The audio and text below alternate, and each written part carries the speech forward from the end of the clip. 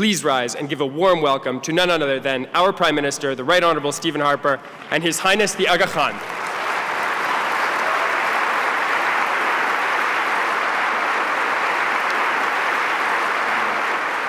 I've had the privilege to live and work in some of the world's most volatile corners, and in doing so I've seen firsthand the immeasurable contributions His Highness has made to marginalized peoples in sometimes forgotten far reaches of our globe, literally lifting up peoples in Bamyan, Badakhshan, Baghlan, in Afghanistan, in Pakistan, and East Africa to a new level of development and opportunity.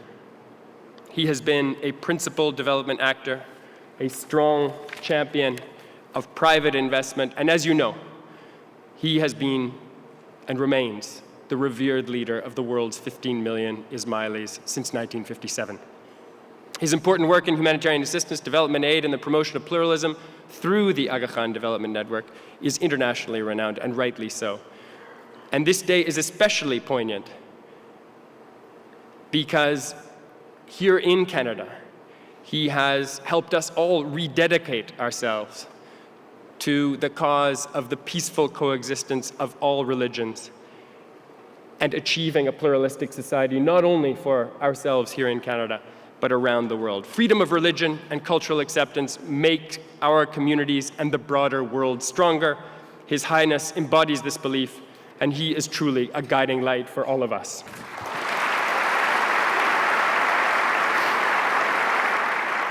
Here in Toronto, we're looking forward to the opening of the Aga Khan Museum, which will serve as the permanent home for some of the most important pieces of Islamic art and culture in the world, including items and artifacts from His Highness's own collection. Sharing the museum site will be in Ismaili Center, one of only a handful in the world, including the one that has existed in Burnaby for some years. But speaking as a Torontonian, and I'm sure on behalf of many of you as Torontonians, I am so grateful for this wonderful contribution to the cultural and educational life of our beloved city.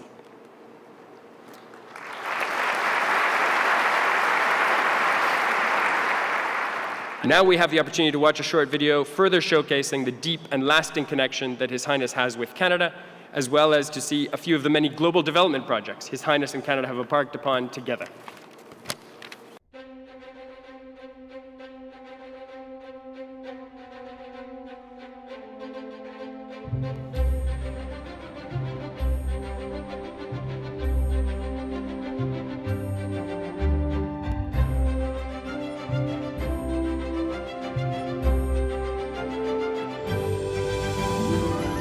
Our country and the Ismaili Imamate are bonded by shared values: tolerance, compassion, community service, and especially our devotion to pluralism, the essential ingredient for harmony in our modern, interconnected world.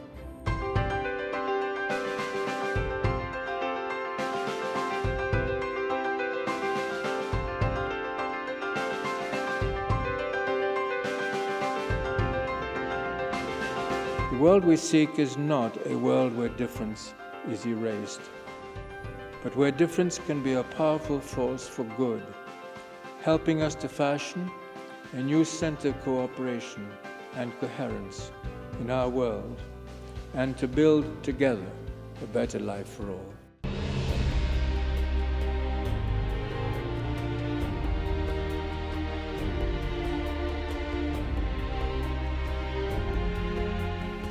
The blossoming of the Ismaili community in Canada offers a ray of hope to the world.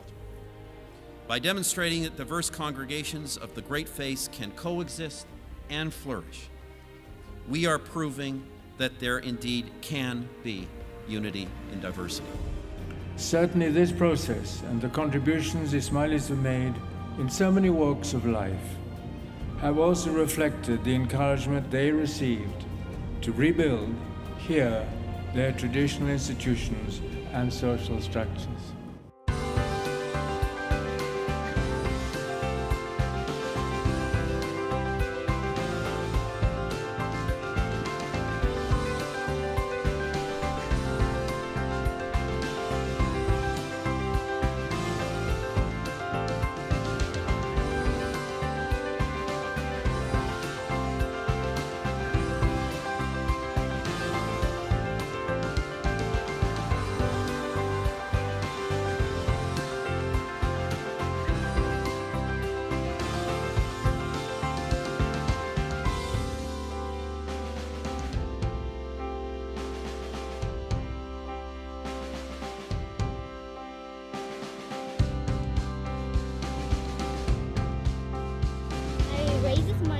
help Africa and Asia?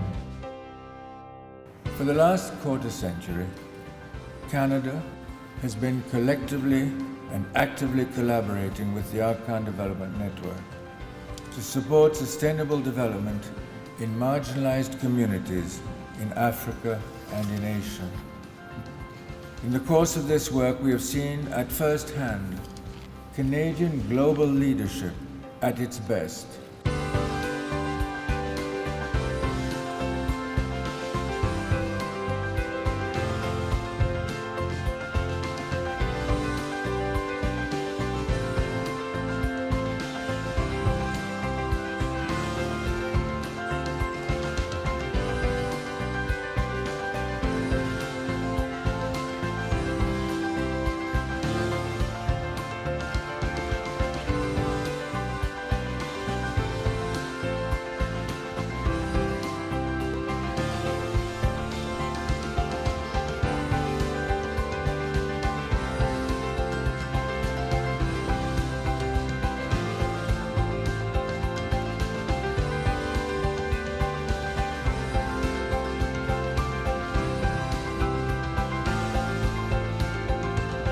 Working together, Your Highness, we are effectively making Canada the headquarters of the global effort to foster peace, prosperity, and equality.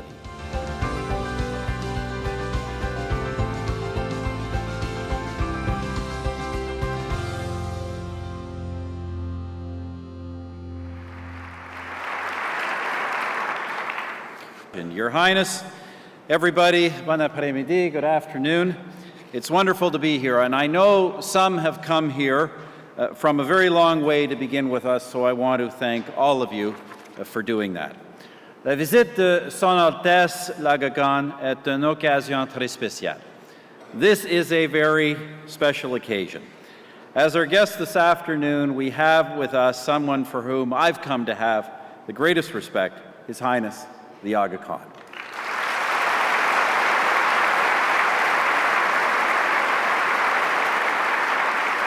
As you have seen, we have met many times, and on every occasion I've benefited from his understanding and insights, just as yesterday Canada's entire Parliament was edified by his remarks. A historic occasion, truly. His Highness, the 49th hereditary Imam of the world's Shia Ismaili Muslims, a man so important to you, has also become very important to Canada. His Highness is likewise dedicated to pluralism, another foundational principle of Canadian governance. Canada itself has been a means to peacefully unite under one flag very different cultural and religious groups. That is pluralism embodied.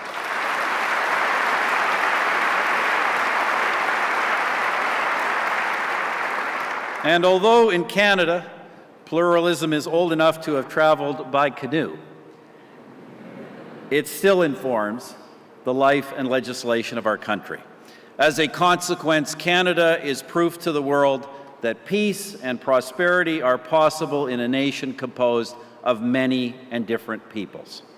So, Your Highness, we appreciated the symbol of your decision several years ago to locate your Global Center for Pluralism in Ottawa.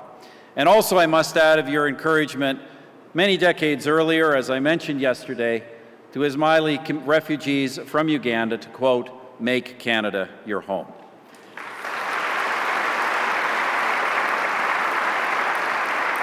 As I remarked yesterday in the House of Commons, the Ismaili community is one of Canada's great immigration success stories.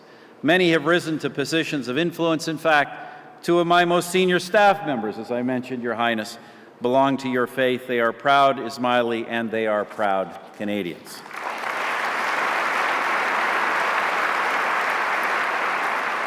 Ladies and gentlemen, as I said yesterday, relations between the Imamate and our government are warm and deep.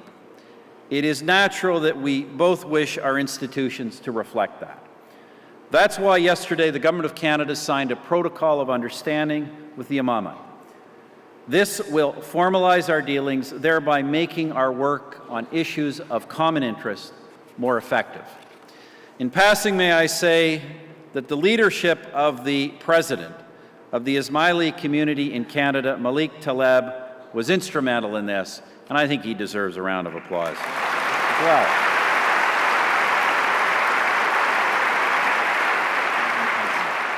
Today, I'm delighted to announce that the Imamate and the Government of Canada are cooperating in a venture to improve life for more than 1 million men, women, and children in the developing world. This has already begun, but I will say that with substantial investment from the Government of Canada, the Partnership for Advancing Human Development in Africa and Asia will strengthen education and health systems in at least 7 countries. It will also develop their civil societies, and in Canada, lead to greater awareness of development issues. Now, ladies and gentlemen, His Highness is a spiritual leader and visionary, yet also a practical statesman, and of course, in 2010, he became a Canadian citizen. And so, Your Highness,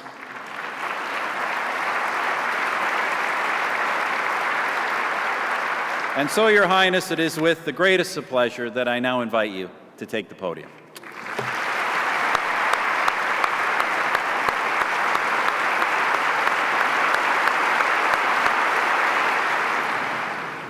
Thank you, Prime Minister, for those most generous and gracious words. Thank you also for the unique honor in asking me to address your Parliament yesterday. It was a moving day for me because I was talking to one of the most important partners that we have in any part of the world.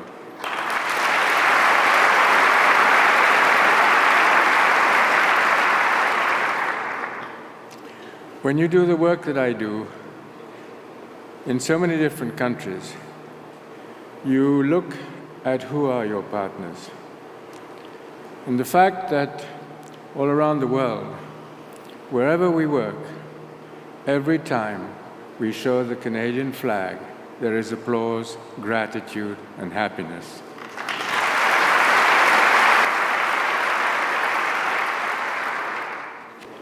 It is a particularly happy day for me that we are extending this partnership, strengthening, giving it new opportunities in areas of development need that are essential: young children, isolated peoples, post-conflict situations.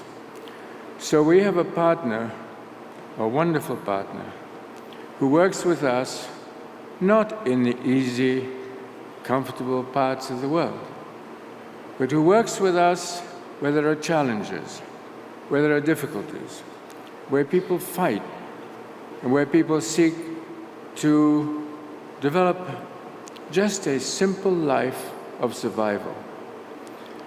And that is a unique partnership because it's a partnership for people. It's a partnership for people in difficulty. It's a partnership where imagination is essential if you want to build strong programs. I want to say also that in the next months, Toronto will come up on our radar screen of great cities around the world.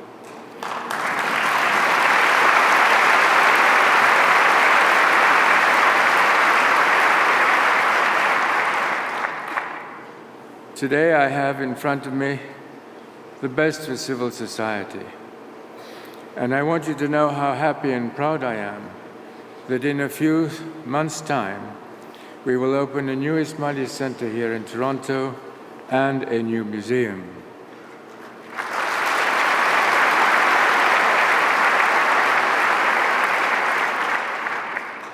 What's important to me, however, is not only what those 2 buildings represent for Toronto, but funnily enough, it's the park around those buildings. But I do believe that parks have an enormous importance. We have built parks in post-conflict situations. We rehabilitated the Bagh-e Babur in Kabul. We have worked in Bamako, in Delhi, in Cairo, in Korog in eastern Tajikistan. And what have we learned from that experience? We have learned that civil society is built around the cement of different peoples who come together in places of peace and joy. And I hope today that all the people of Toronto will feel that the park that will be around these buildings is their park.